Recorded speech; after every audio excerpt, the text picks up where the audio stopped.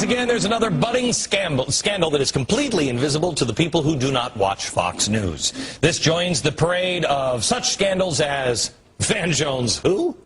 Acorn with hookers what? And now the terribly titled Climategate huh?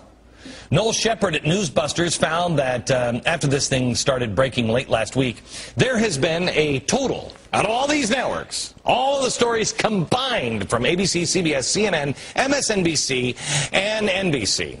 ABC had to cover the affair of Republican Senator John Ensign, which I guess some people were talking about in July. But the scandal we're talking about, all of these combined, all of these networks, zero. Zero. Nobody's reporting on this story. CBS also had a breaking story about a 10-year-old pianist playing Carnegie Hall, and good for her or him. And NBC featured not one but two stories on the release of Susan Boyle's new CD, Oh, I Can Barely Contain My Excitement. But in case you missed it, because you were anywhere but here, a hacker or whistleblower released thousands of emails and documents between some of the biggest players in the global warming non-debate debate. Give credit to the New York Times and the Washington Post for confirming the emails and that they are legitimate. Yesterday we showed you the messages between the scientists bragging about climate tricks used to hide the decline in temperatures. They were all freaking out. Oh no, it looks like our models are wrong. They were asking each other to delete messages to avoid Freedom of Information Act requests. That doesn't sound legal. Scientists are working together to try and change the definition of peer-reviewed journals so that anybody who said global warming wasn't real couldn't get their papers published. Wow. That almost sounds like the Dark Ages. Back in 2006, the media flocked to report on James Hansen.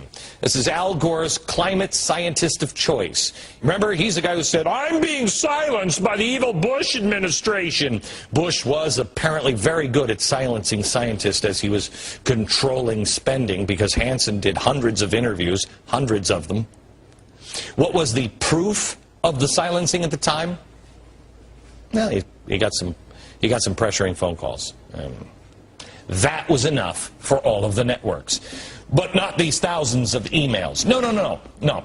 Shouldn't this be, everywhere now? The media couldn't get enough of every scandal that pops up from Lewinsky or Scooter Libby or, Mark Foley, Elliot Spitzer, apparently John Ensign. All of them are to varying degrees important, but how much could any of those actually cost you? This scandal will literally cost you trillions of dollars. That's what's at stake worldwide. It's on how we deal with the climate. And this scandal is so far invisible to everyone but Fox viewers. Think of it this way.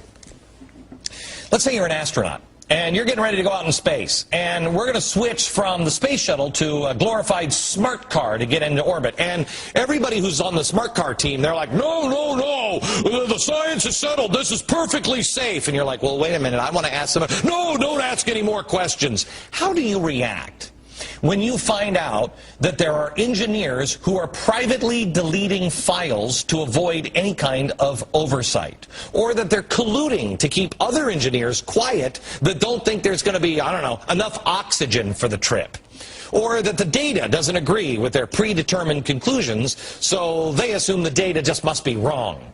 When it's your body burning up in the atmosphere, I bet you'd be interested. Well, your body's about to be burned up when trillions of dollars are at stake in the middle of a financial meltdown. Maybe we should look into this one, because it's getting hard to breathe in here. Why would we get into this smart car economy when it is now clear that many of the people who are forcing us inside are no longer to be considered honest brokers? Look what we've learned here. Well, look what you've learned by watching Fox. Highly questionable, possible illegal behavior from some of the top scientists who scream the loudest about global warming.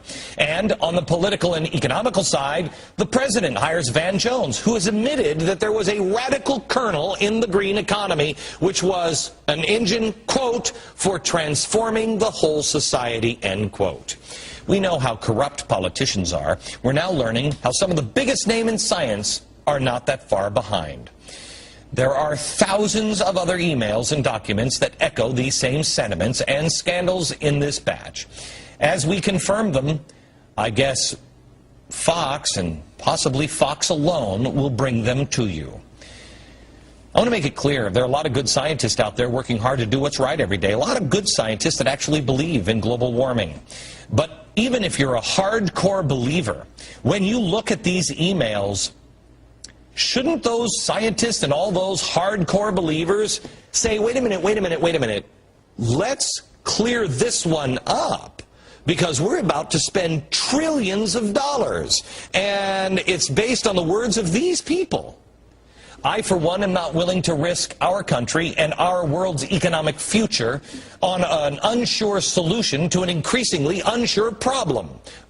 But that's just in my head, that science is settled.